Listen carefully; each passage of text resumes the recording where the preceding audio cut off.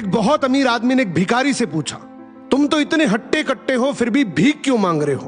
भिखारी बोला, साहब मेरे पास महीनों से कोई काम धंधा नहीं है, अगर आप मुझे नौकरी दें तो मैं भीख मांगना छोड़ दूंगा। अमीर बोला, मैं नौकरी तो नहीं दे सकता, लेकिन तुम मेरे बिजनेस पार्टनर बन सकते हो। मेरे पास एक चावल का प्लांट है, तुम चावल बाजार में सप्लाई करो और मुनाफा महीने के अंत में बांटेंगे। भिखारी ने कहा, लेकिन कैसे बांटेंगे? क्या मैं 20% लूंगा और आप 80%?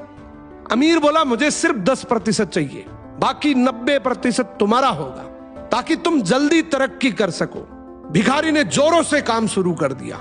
उम्दा चावल और सस्ते दामों से उसकी बिक्री बहुत बढ़ गई और उसे खूब मुनाफा हुआ।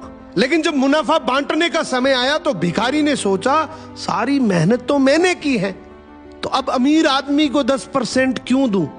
अगले दिन अमीर आदमी आया और जब हिस्सा मांगा तो भिखारी ने बहाना करते हुए कहा कि साहब मुझे तो बहुत नुकसान हुआ है, मुझे जितना मुनाफा हुआ है उतना तो कर चुकाना है, तो इस हिसाब से मुझे कोई मुनाफा नहीं हुआ, तो आप इसके हकदार नहीं हैं। अमीर आदमी ने कुछ नहीं बोला और वहां से चला गया। भिखारी बड़ा खुश हुआ, सोचा सारा प्रॉफिट मेरा हो गया। अब भिखारी उन पैसे से रोज मौज करे। ऐसे करते करते उसके पास से सारे पैसे खत्म हो गए। अब पैसे भी नहीं है और काम धंधा भी नहीं है, तो मजबूरन उसको फिर से भीख मांगना शुरू करना पड़ा। एक दिन वो अमीर आदमी उसके पास से गुजरा और उसको देखा, क्या ये तो फिर से भीख मांगने लग गया। अमीर आदमी ने एक बहुत अच्छी बात बोली कि इस दुनिया में गरीब और अमीर आदमी जो होता है ना, उसमें सबसे बड़ा डिफरेंस होता है उसकी सोच का।